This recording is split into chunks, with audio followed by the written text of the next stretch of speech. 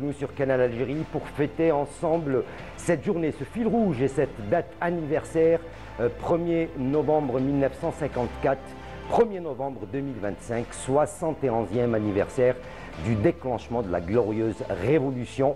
Depuis cette matinée, Canal Algérie vous conte, vous raconte l'histoire donc de l'Algérie depuis cette indépendance et cette date du 1er novembre 54. Nous continuons pour notre part, nous parlerons bien sûr sport, les événements sport qui ont marqué cette date, qui ont marqué la révolution algérienne, pas que le football, il y a aussi les autres disciplines, les autres sports qui ont honoré, qui ont représenté dignement les couleurs nationales et la voix du peuple algérien de par le monde.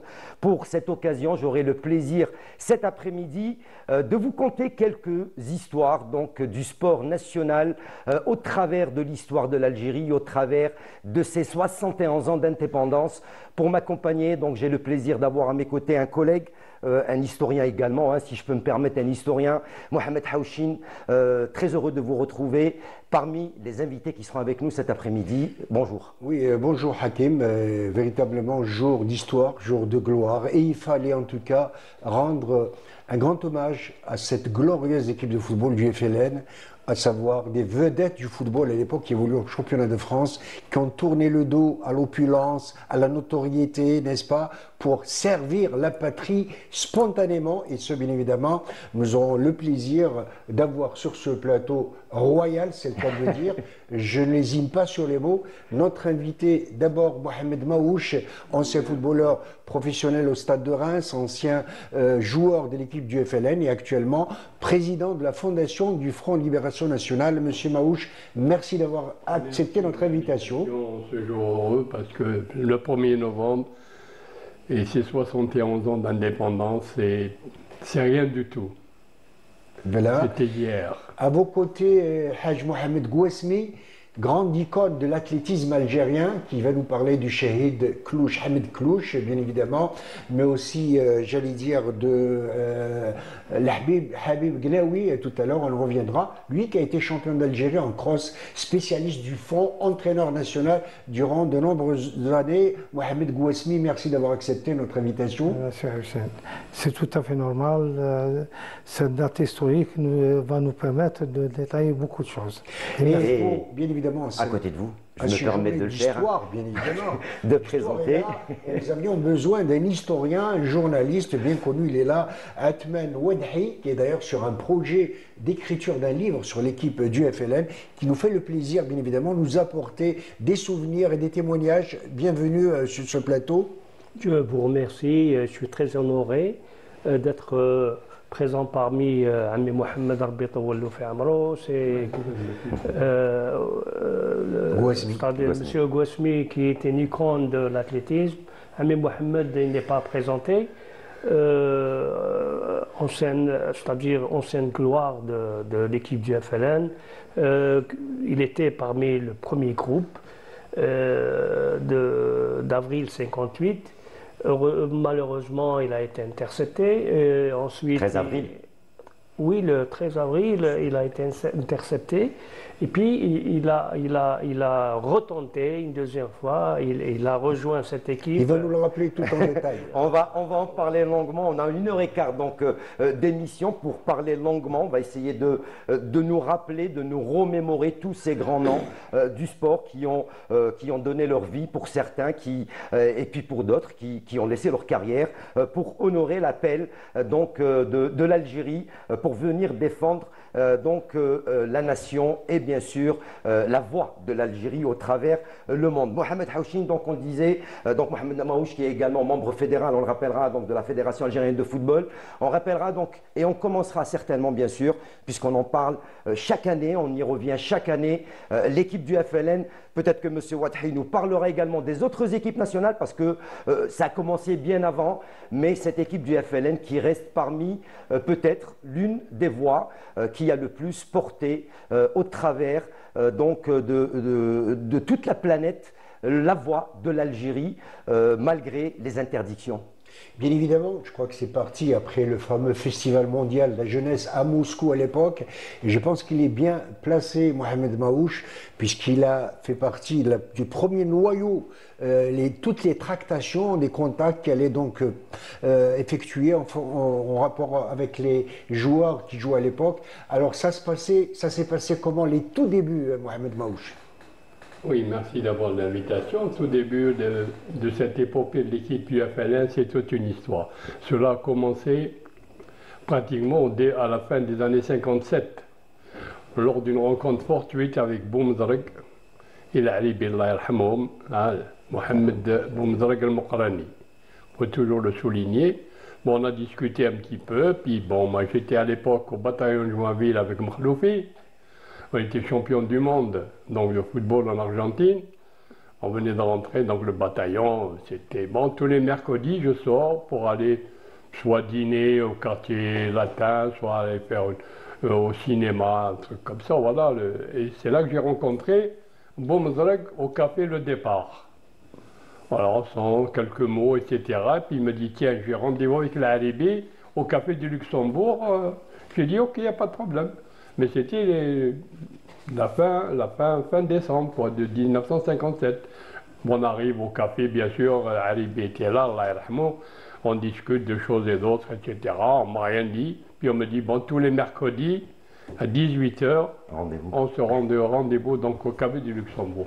Et c'est comme ça que, doucement, il y a eu Moulay Tarat, qui était responsable des étudiants musulmans, donc des étudiants algériens musulmans, à Paris, boulevard 115 Saint-Michel, le restaurant universitaire qui était avec nous, qui se réunissait régulièrement. Puis bon, on se mettait toujours face à la porte parce que Boumzreg Allah yarhamou était toujours méfiant. Et dès qu'il voyait une gabardine, un chapeau mou, il nous disait allez parler en français. Donc, et puis moi, avec le bataillon de Joinville, donc militaire, c'est vrai, il ne faisait pas algérien du tout, quoi. Donc, il était tranquille.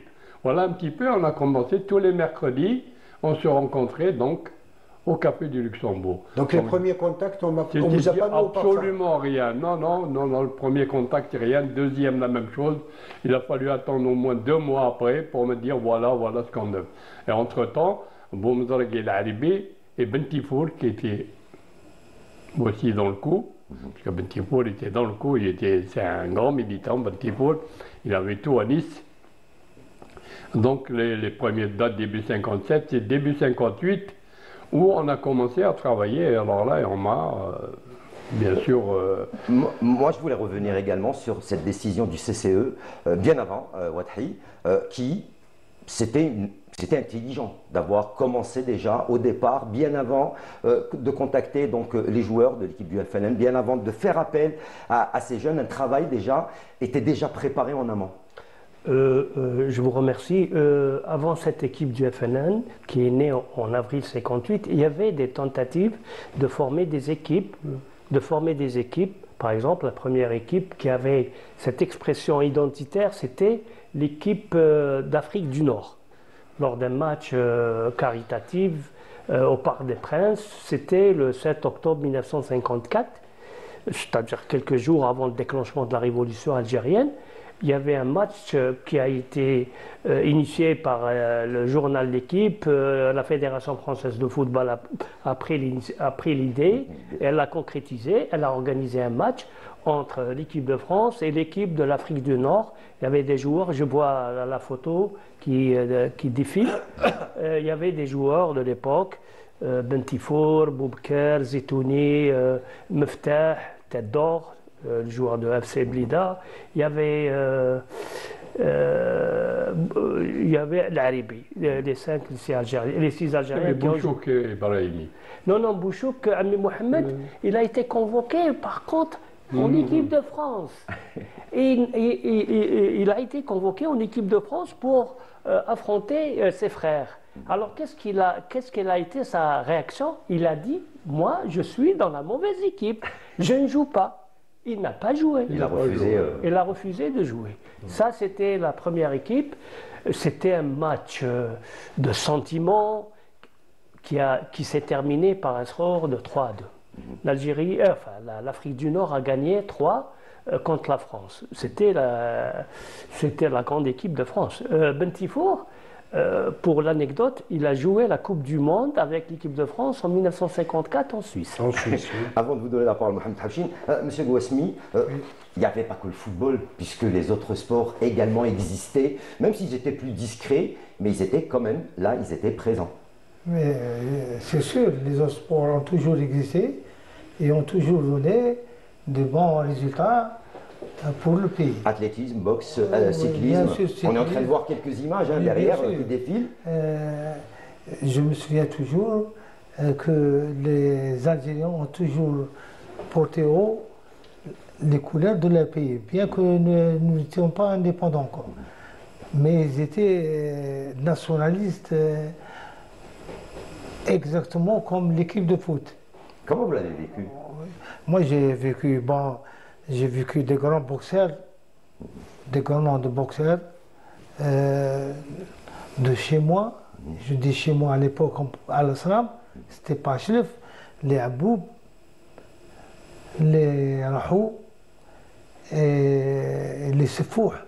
C'était des grands boxeurs et des athlètes aussi dont ça va vous étonner, comme Kalba Mustafa qui était pendant longtemps secrétaire général, l'hydrocarbure, etc.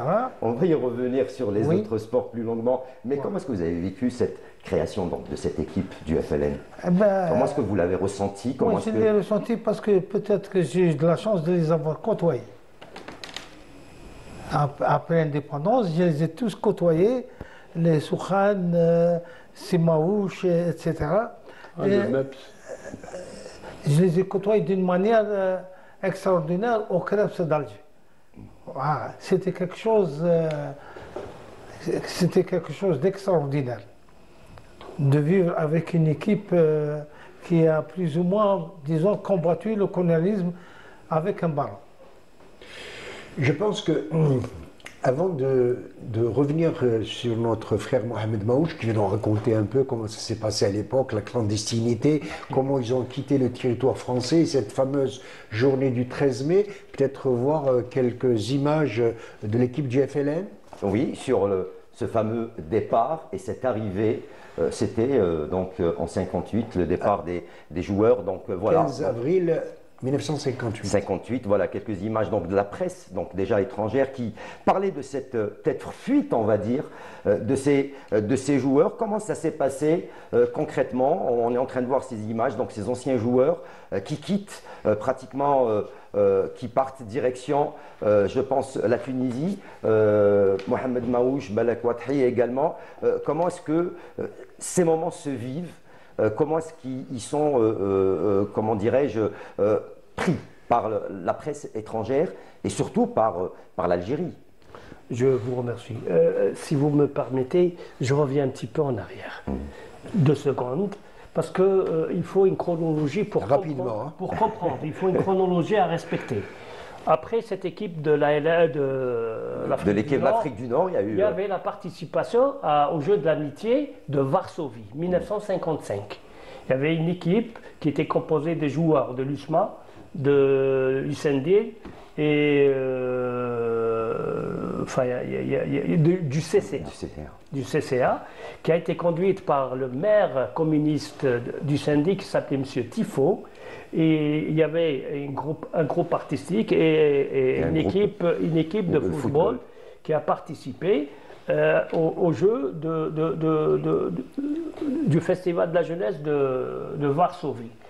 On a brandi le drapeau algérien, c'était Hassan Gendrich qui a porté le porte-flambeau, ouais, le porte-drapeau. C'était en 1955. En 1957, il y avait une participation d'une délégation algérienne qui était conduite par l'ancien ministre des Affaires étrangères, M. Khmisti. Il y avait dans l'équipe Sebou Mazrak. Il y avait quelques joueurs qui étaient en France, des étudiants et tout. Il y avait les Zachi, les Mekhalfia, les Abda, les Chillal, les Zitouni Abdelghani. Et ils ont brandé aussi le drapeau algérien, mais cette équipe a été sous la bannière du FLN. contrairement à la première qui était sous la bannière du MTLD.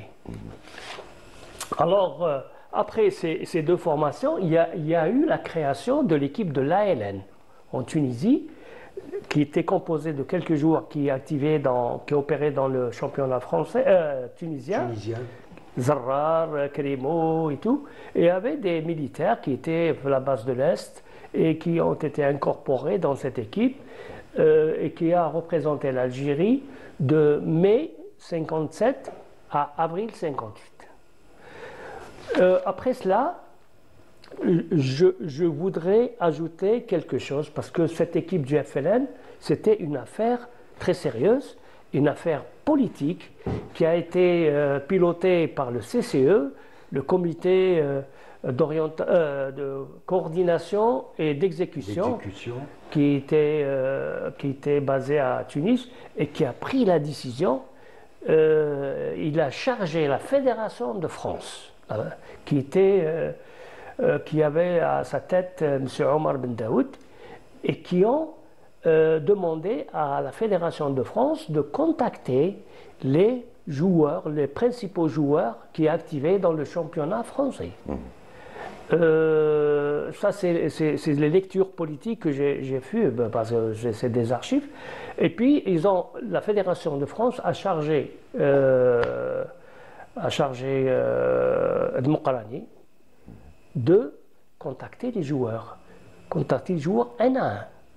Et ce qu'il a fait à partir de l'hiver 57, il a pris contact avec l'ensemble des joueurs sélectionnés qu'il a sélectionnés, parce qu'il ne faut pas oublier que Boumzarak était chef de département à la Fédération française de football. C'était un grand entraîneur qui a fait ses preuves comme entraîneur, et puis il a pris contact avec tous les joueurs. C'est vrai, il était aidé par deux. Un descendant de Mokrani. Oui, c'est un descendant de Mokrani. C'est le petit-fils. Exactement. Il a été épaulé par deux, comme il a dit Ami Mohamed. Enterré au mausolée de Sidi Abdelrahman, entre parenthèses. Exactement. Voilà. Il s'est appuyé sur Bentifo, qui était responsable de tout le groupe de Monaco, et Alibi, qui était quelqu'un de très respecté.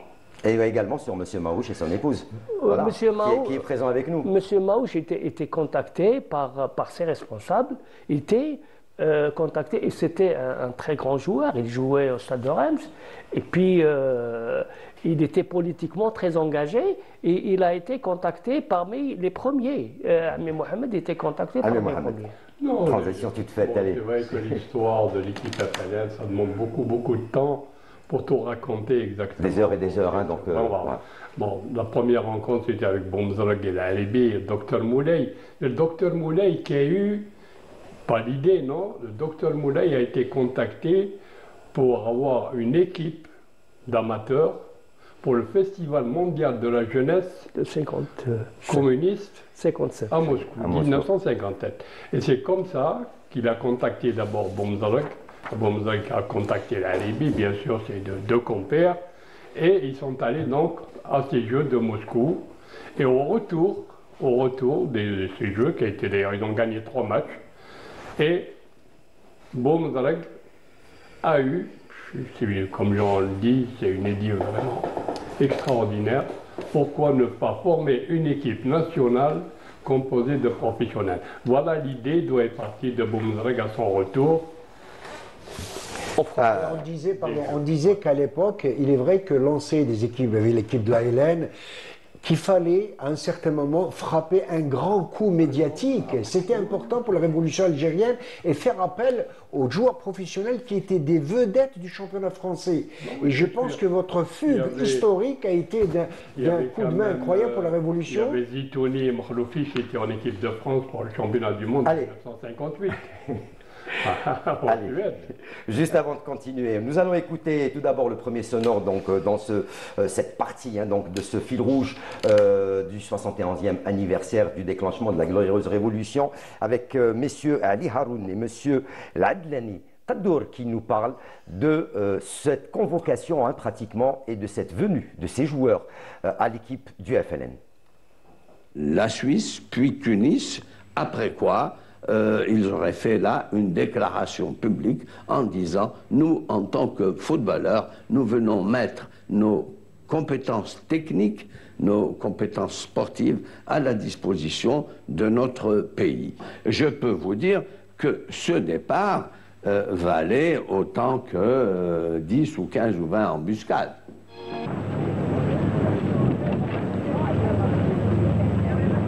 Moi, j'étais responsable de l'organisation et les footballeurs, c'était des militants. Ils étaient structurés dans l'organisation. Donc, la hiérarchique voulait que ce soit moi qui intervienne. Donc, moi, j'ai donné un ordre, uniquement l'ordre. Les footballeurs, on ne pouvait pas les toucher sans mon accord. Mais, grosso modo, ils étaient tous d'accord. Il n'y a eu aucune menace? Non, jamais de la vie. Il n'y a pas de menace. Non. Mais ils étaient déjà des militants, ils payaient leur cotisation. Et probablement une cotisation plus que d'autres. Parce qu'un travailleur de chez Renault ne peut pas payer, ne paye pas la même chose qu'un footballeur qui, quand même, lui, il est mieux payé, il est mieux. Bon. Mais on était conscient de l'apport des footballeurs. On était conscient. Moi, j'étais à Paris quand ils sont sortis. Moi, je sais. Il n'y a pas un journal français qui n'a pas parlé de ça. Il n'y en a pas un, de droite ou de gauche. Ceci dit, il faut reconnaître, pour revenir donc à la réalité de l'époque, que le sport, le football, sport roi par excellence, a été utilisé comme moyen politique. Et ça, c'est très important, M. Maouche.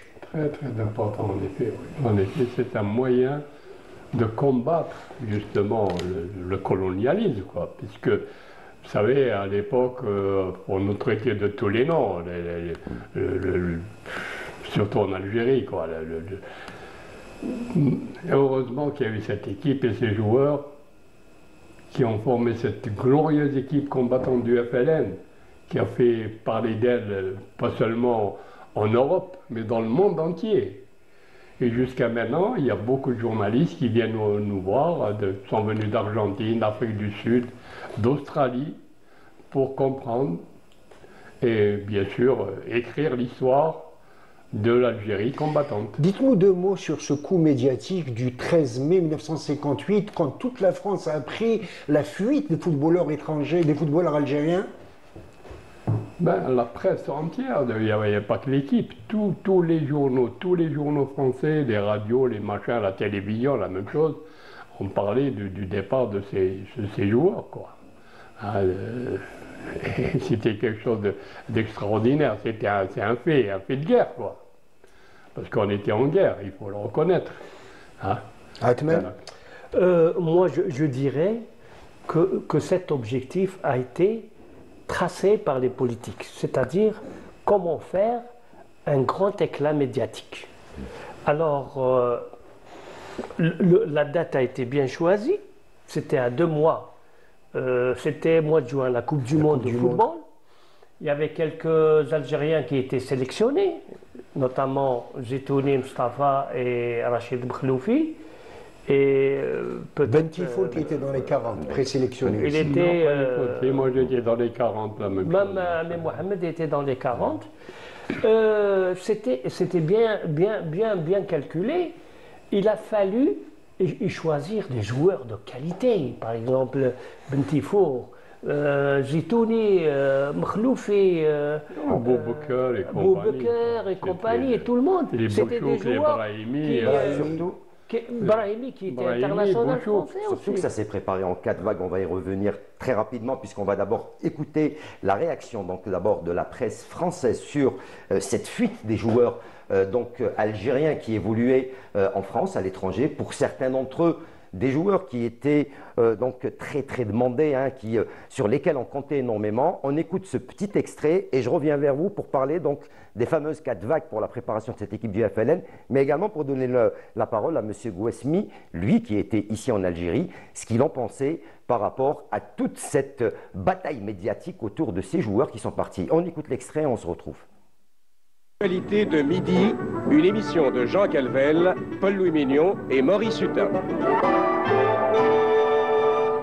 On peut dire sur le plan sportif qu'il y a des choses très importantes. C'est qu'une équipe comme Monaco, qui est deuxième du championnat de France et qui est qualifiée pour les demi-finales de la Coupe de France pour rencontrer Nîmes, est privée de 4 joueurs extrêmement importants. Zitouni, son arrière central, Ben Tifour, son ailier gauche, Boubaker, son gardien de but, et Bekloufi, un excellent avant. Ce sont des pertes très graves. Un coup sérieux pour Monaco. Et puis alors, c'est un coup sérieux aussi au portefeuille, si je puis dire. Ça fait 36 millions que la principauté va devoir retrouver quelque part. Alors, Monsieur Gosmi, je sais que vous, avant d'être champion en athlétisme, vous avez joué un petit peu au football, vous connaissez. Comment est-ce que, du côté de la Méditerranée, ici en Algérie, on avait appréhendé ces histoires sur ces joueurs qui ont fui la France pour venir représenter l'Algérie? À l'époque, il faut le dire, nous étions plus ou moins jeunes, pour ne pas dire adultes, mais tous les Asiens presque pratiquaient le foot. Et nous étions dans l'obligation de suivre cette politique de l'équipe FLN. Personnellement, j'étais joueur au GSO Lionville. C'était la seule époque à mon âge. L'AISO ne pouvait pas y participer puisqu'elle s'est retirée comme les grands clubs, le Mouloudia, etc. Mais je sais que ma génération était préoccupée et s'intéressait de près à cette équipe du FLN. Disons beaucoup plus que la région où j'étais, à l'Islam, c'est pas loin de Loire-Nice, un fief de la Révolution. D'accord. Voilà. Et je pense que nous étions fiers d'avoir des grands joueurs qui ont tout laissé pour rejoindre cette grande équipe qui... C'était une locomotive pour les autres sports. Il n'y avait pas beaucoup parce que, comme il a dit, c'est Maouche. Le foot, c'est tout. Tout le monde a les yeux... C'est le sport roi, hein, il faut le rappeler. Il reste le sport roi. Voilà. Bien que dans les autres disciplines, il y avait quelques-uns, mais la politique, c'est autre chose. Ils ont participé pleinement à notre indépendance. Moi, je reviendrai à Mohamed Maouche. Alors, le 13 avril 1958, la révolution des footballeurs algériens. Donc, première stupeur, les footballeurs algériens ont disparu. Pourquoi? On ne sait pas. Grève nationale, révolte. Deuxième stupeur et la plus grande, quand tout le monde a su que tous ces footballeurs se sont rendus à Tunis pour former l'équipe du FLN. Comment vous l'aviez vécu à l'époque?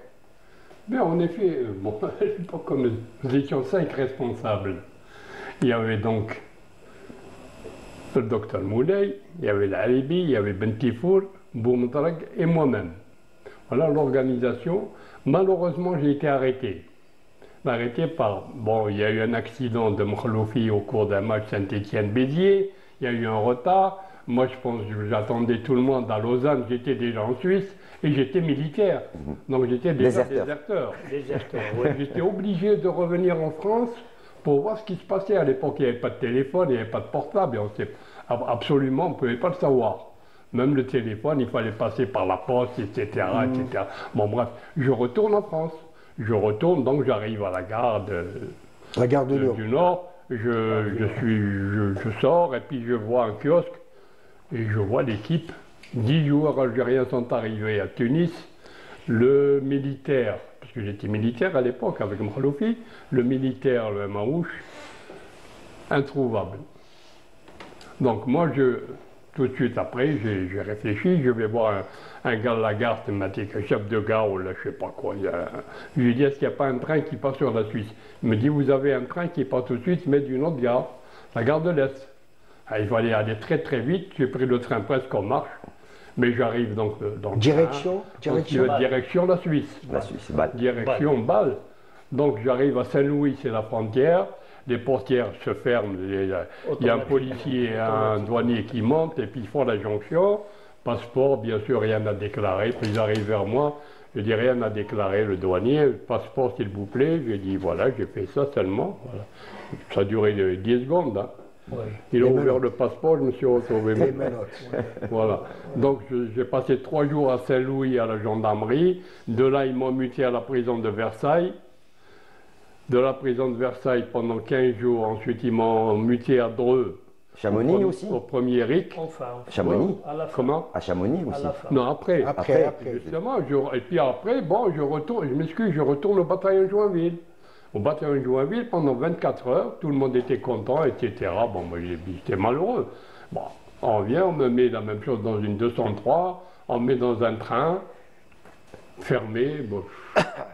J'arrive à Saint-Gervais. Et Saint-Gervais, je connais Saint-Gervais puisque j'étais en colonie en 1950. Donc, bon, voilà un petit peu l'histoire. Mais je m'excuse, j'arrive à Chamonix, bien sûr, à l'école de haute montagne. Je me notais toujours avec 2 gendarmes. On me présente le colonel Deschamps à l'école de haute montagne, le HM. Asseyez-vous. Il me dit, asseyez-vous. Hein. Asseyez-vous. Bon. On m'enlève les menottes, les gendarmes, mission accomplie, repartent. Et puis, on discute 2 minutes, et puis il me dit, bon, à partir d'aujourd'hui, voilà votre nouveau nom. Nouveau nom, Jean Hernandez. Comment? Jean Hernandez. Voilà. Et c'est comme ça que je me suis retrouvé donc, au niveau de la chambrée de l'équipe de France de ski. Avec Jean Buarnet, Duvillard, Carpon. Et doucement, doucement, bon, ils ne savaient pas que j'étais algérien, personne ne le savait, hein. Mais vraiment personne. Personne ne soupçonnait que j'étais le moindre petit truc. Bon, voilà un petit peu mon histoire. Alors, dans un article, pardon, une précision de taille, dans un article de presse qu'on vient de voir, à la une, les fuyards menacés par le FLN. Vous avez été menacé par le FLN? Jamais. Non, jamais. Vous le confirmez? Jamais, je le confirme. Moi, je voudrais revenir également à une histoire qui a fait du bruit. Vous nous avez ramené un document assez intéressant, puisque c'est la première fois, normalement, que nous allons pouvoir voir à la télévision algérienne. C'est cette décision de la Fédération internationale, la FIFA, qui, elle, sort de son gant pour interdire la reconnaissance de cette équipe nationale et sanctionner toute équipe, M. Ouattari, de jouer face à l'Algérie ou de reconnaître l'équipe. Je remercie M. Maouch. La lettre existe. C'est cool. Voilà, elle est là. Elle est là, on la voit, elle est là. Donc, je remercie M. Maouch de m'avoir remis ce document très important qui retrace l'histoire de cette équipe. Alors je reviens à la première équipe qui était constituée normalement de 12 joueurs. Allez-y, allez-y. Il a dit qu'on allait développer un peu plus tard, on allait développer ça. Il y avait Ammi Mohamed, il y avait l'équipe de Monaco, Bentifour. Il n'y a que 10 qui sont arrivés. Voilà. Il y avait 11 joueurs. Il y avait vous, Chabri, qui ont été... Non, Chabri n'était pas dans. Ah, d'accord. Voilà. Il y avait 11 joueurs. Ammi Mohamed, malheureusement, a été intercepté. Il y avait Boubkar, Bakhloufi, Zitouni, Bentifour de Monaco. Il y avait Bakhloufi, Saint-Étienne. Il y avait Saint-Étienne, Bakhloufi, Kermali, Aribi, Brahimi, Bouchouk. Brahimi, c'était à Toulouse. Bouchouk. Et puis il y avait Rouaille. Ça, c'est les 10 qui ont pu regagner. Il y a une équipe qui est partie à travers la Suisse. Il y a une autre partie qui est allée directement en Italie. Mais je tiens à préciser une chose. Au niveau de Rome, il y avait 2 personnalités qui étaient très efficaces dans leur travail. Il y a Boulharouf, qui était le responsable de l'FLN à Rome, et l'ambassadeur de Tunisie à Rome, c'était le fils de Bourguiba, Bourguiba Junior. Qui a facilité d'une façon extraordinaire le déplacement de toutes les équipes qui ont transité par Rome. Et justement, donc, à ce moment-là, arrivé en Tunisie, la FIFA qui décide donc d'interdire toute pratique de l'Algérie contre une équipe ou un pays. Tous les clubs affiliés. Tous les clubs. Alors, Mohamed, le document, il est là. Vous nous l'avez gentiment remis, rapporté pour qu'on puisse s'en rendre compte. Et donc, il y a également tous les noms des joueurs également qui étaient... Il y a tout le nom des joueurs, il y a les noms, il y a les clubs, etc., où ils jouaient, etc. Donc, la FIFA a pris cette décision. Et bon, nous, quand on jouait contre des équipes nationales, par exemple, justement, une astuce. C'était le syndicat. Voilà, vous avez trouvé une astuce. On a trouvé une autre astuce. Les pays où on allait, surtout les pays de l'Est. Les pays de l'Est, c'est le syndicat. Donc, on va écouter cet extrait donc, de la FIFA, toujours de l'histoire hein, de cette équipe du FLN, ce documentaire qui avait été réalisé sur cette décision prise par la FIFA d'interdire à tous les pays et à l'équipe nationale du FLN, hein, bien sûr, de jouer contre une équipe nationale de quelque pays que ce soit. On écoute et on se retrouve. À l'époque, la FIFA, la Fédération internationale de football, ne se pose pas de questions. Elle n'envisage pas une seule seconde de reconnaître l'équipe du FLN, puisque l'Algérie est toujours française.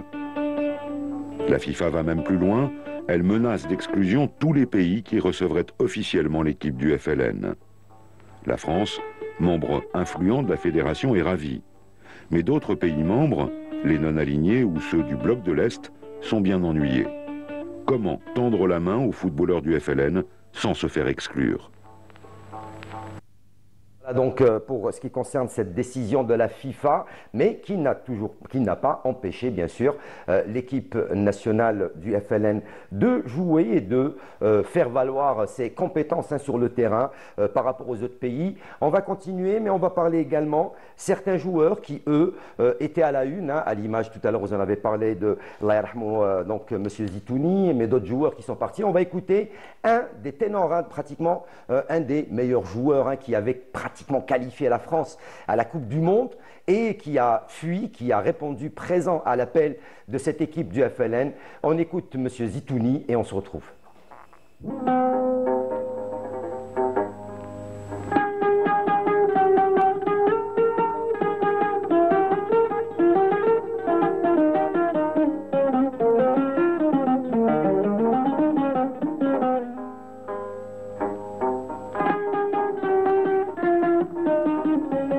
Comme j'étais le plus connu, on est venu me solliciter pour essayer de former une équipe combattante en Tunisie. La plupart des joueurs avaient déjà été contactés, donc j'ai répondu présent. Au sommet, j'étais au sommet, oui. C'est beaucoup. Et en plus de remplacer un monsieur comme Jean-Claude, ça a été vraiment, pour moi, ça a été quelque chose d'inoubliable, parce que Jean-Claude était quand même un des meilleurs centrales d'Europe. Je suis arrivé à lui enlever la place. J'ai joué à sa place, comme arrière central. À Paris, contre Di Stefano, là, on avait fait 0-0 et la France a été qualifiée pour la Coupe du Monde en 58. Si par exemple la France avait perdu, la France aurait été éliminée de la Coupe du Monde. J'ai sauvé un but. Le ballon allait pénétrer dans le but et j'ai réussi à faire la couverture de Colonna pour sortir ce ballon qui allait vers le but. Donc j'ai loupé la Coupe du Monde. Mais le pays, quand on a besoin de quelqu'un, on ne peut pas refuser, c'est pas possible. On laisse des situations en or ou des fortunes colossales pour représenter un pays dans des moments difficiles. J'ai abandonné ma carrière sportive.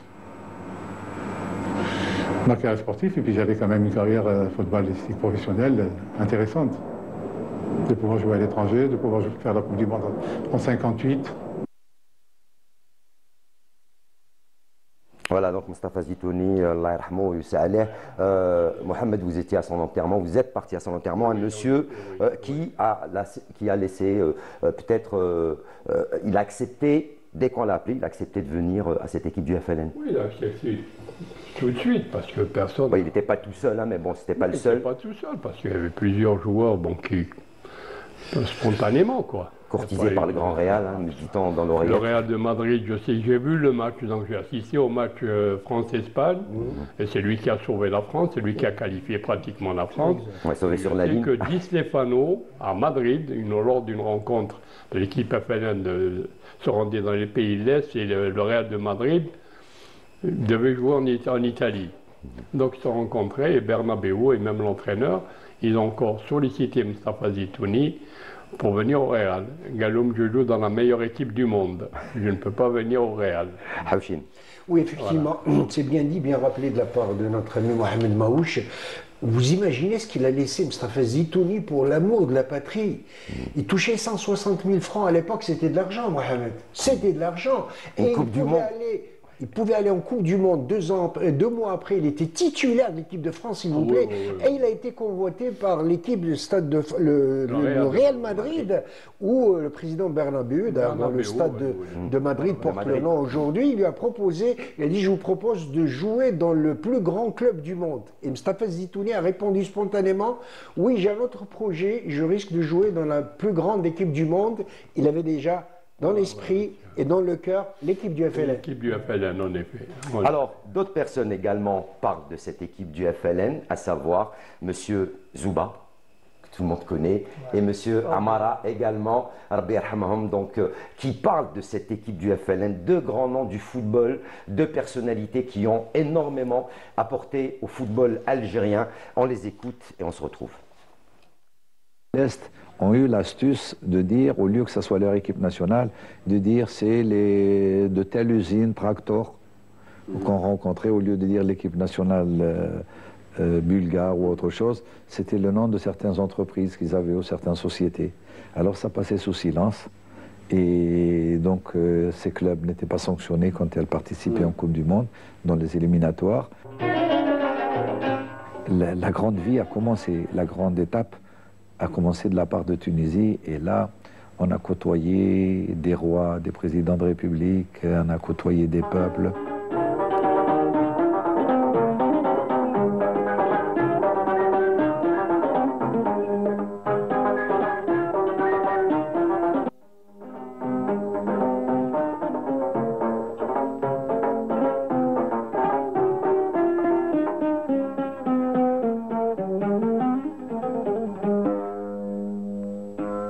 Allé dans des coins où on ne savait pas ce que c'était que l'Algérie, où se situait l'Algérie. On nous demandait est-ce qu'il y a des maisons, est-ce qu'il y a des tramways, est-ce qu'il y a des voitures, est-ce qu'il y avait des endroits où on croyait que l'Algérie c'était la jungle. Puis on expliquait, voilà, l'Algérie, non, les Français se sont servis, c'est vrai, mais ils ont construit, ils ont fait, on n'avait rien de sauvage.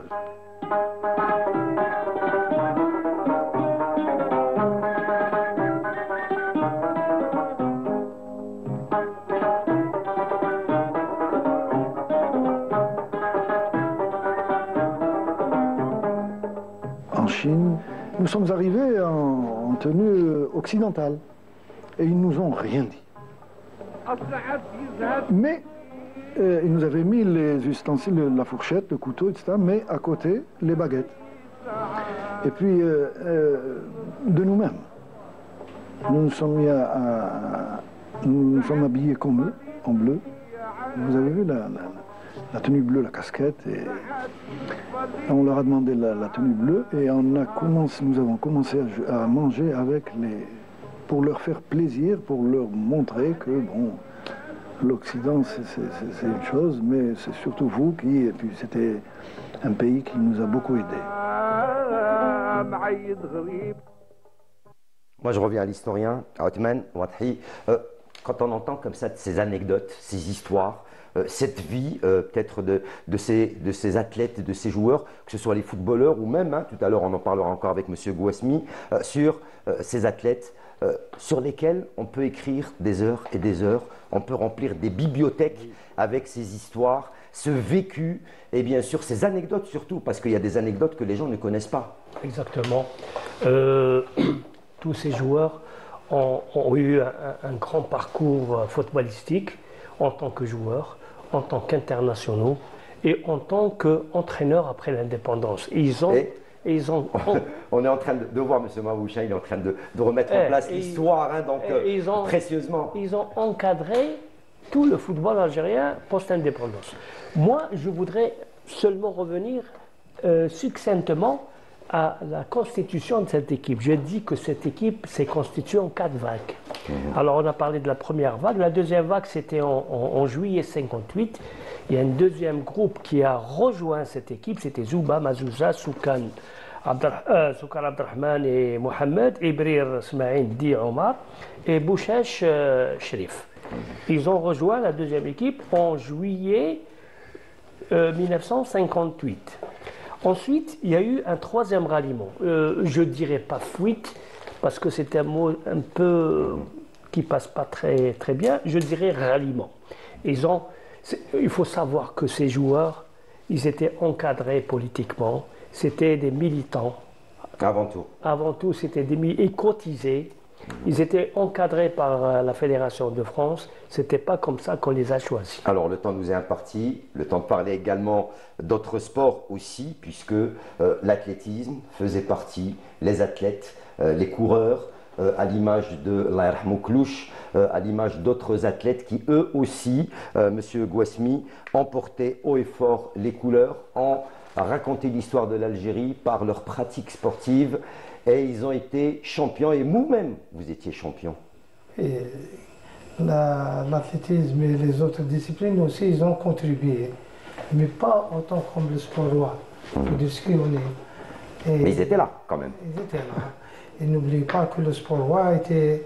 La composante de l'équipe, c'était tous des professionnels. Voilà, on est en train de voir quelques images de Marham Klouch, Shahid Klouch. Voilà. Et dans les autres disciplines, ils ont contribué d'une manière ou d'une autre par les titres nationaux. Ça veut dire qu'à l'époque coloniale, il y avait un championnat d'Algérie, etc. Ils faisaient tout pour remporter le titre et ne pas le laisser, comment dirais-je, un Européen, un colon, etc. Et c'était ça la force des athlètes algériens hors football. Il faut dire ce qu'on est. Moi-même, j'étais footballeur junior et je faisais la comparaison. C'est un autre monde. Klouch, et bien avant lui, il y avait des athlètes aussi forts, mais ils n'avaient pas la possibilité de participer. Ils étaient interdits pratiquement de participer. Klouch, Allah yarhamou, il avait son copain, son bras droit et son ami d'enfance et d'entraînement, c'est Gnawi. Et Klouch, c'était un athlète très intelligent. Je me souviens comme maintenant, c'est lui-même qui avait fait un écrit pour pouvoir signer dans un club en Algérie. Eh bien justement, juste avant de finir de nous parler, vous avez parlé de Gnawi. On va écouter Gnawi, le témoignage de son ami, vous l'avez dit, son frère, son ami, qui était avec lui pratiquement, on va dire, quelques heures avant qu'il soit assassiné. Donc ils étaient ensemble. On écoute donc Gnawi nous parler de cet athlète et de ce coureur Klouch, et on se retrouve juste après. Le 16 mars, par mercredi soir, كنا جينا من فرنسا درنا الشامبيونات دو فرنسا جينا في رحبه الاربعاء بتنا باب الواد عندنا المدرب تاعنا الصباح رحنا لميري دالجي درنا انترفيو بالراديو الوحده ركبنا على 5 كنا هنا في البلاد. من بعد انا كنت قال لي قناوي دار لي انا وياه قال لي قناوي انا نروح نحكم طاكسي وانت روح من البقعه. بون انا خذيت الرايه بالك تاع الرايه وفوت للدار. تكلم لي انسان قال لي يا قناوي ما تفوتش الرايه ممنوع. كنا صغار ما على بالك ما نتوش دينا قطع الرايه. تلاقيت مع العسكر بغا يتيري لي واحد الحركي. ذاك الحركي كان مقابلو قاوري ما قالوا ما تيريش. حبطوني فتشوني صابوا عندي باريمات راح لي راح. كان في عمرك الوقت هذا؟ 16 هو 16 كنا جينيور ذاك الوقت حنا كنا ما نعرفوش واش كاين نعرفوا الرياضه كنا ما نقبلوش والله العظيم اخوا هيا جا درابو الجيريان ضربوا الجزائر والشرف تاعنا ما نبغوش قاوري يربح كان تزايرت لا قاير كان عيطه القور كانوا كالين العرب فهمتك ساعه كي لحقنا ليهم حنايا والله العظيم ما تشوفش معنا الضوء ما نبغوش واحد يربحنا والتاريخ تاعنا راك تفتشوا عليه سوا في المجاهد من 60 حتى 61 تجيبوا لي فوتو تاعنا فما وتصيبونا حنايا كنا نشرفوا الجزائر ذاك الوقت. Gouasmi. Oui, c'est poignant. C'est le compagnon de Klouch. Et je sais que juste avant sa mort, quelques minutes avant, ils se sont séparés. Et je sais que Klouch, il a été assassiné par des pieds noirs. L'Ouest. L'Ouest, c'était des pieds noirs dans Rubio, il faisait de la boxe, etc. Bon, et je sais, il y a une chose, c'était après, que Clouche, très intelligent et sociable et d'une bonne éducation, comme je disais tout à l'heure à notre frère Mohamed, dans le statut, le règlement de l'équipe de France d'athlétisme, le premier de chaque catégorie, c'est lui, il devient le capitaine de l'équipe. Et Coluche, il avait gagné le championnat de France Tremblay. C'est l'hippodrome de Tremblay. Et il y avait le cross des nations, c'était maintenant le championnat du monde, allait se dérouler à Nantes. Et il allait rester. Moi, je sais que pendant ma formation à Paris, Mimoun, qui me parlait, il parlait arabe avec nous. Hein, il avait supplié Clouche de rester avec lui pour sa préparation et tout. Il a refusé? Et il a refusé, et parce que Clouche, après qu'on avait appris, son but c'était, une fois à Nantes, en tant que capitaine, pendant le défilé, il allait sortir le drapeau. Et les gens, ils avaient entendu parler de de ça. La sécurité, ils ont à la fois. Farolo, Othman Wadhi, vous avez écrit donc les Olympiques algériens, l'athlétisme, vous connaissez énormément pour avoir été donc chargé de communication au niveau du comité olympique, vous connaissez l'athlétisme algérien.